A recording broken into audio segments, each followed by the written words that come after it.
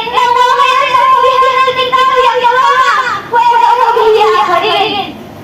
أيها المستمعون الكرام، إذا أردنا أن نعيش القرآن الكريم حقا في بهذا القرآن فعلينا أن نؤمن بالقرآن الكريم عقيدة وشريعة، وأن نتذكر ألفاظه ومعانيه، وأن نحفظ سوره وآياته، وأن نبلغ دعوته ورسالته، وأن نعمل بأحكامه وشريعته. فالقرآن الكريم والروح التي لا تحيا القلوب ولا الأجساد إلا به، كما قال الله تبارك وتعالى: فكذلك أوحينا إليك روح من أمرنا أتقي بهذه الكلمات وما علينا إلا البلاغ المبين. السلام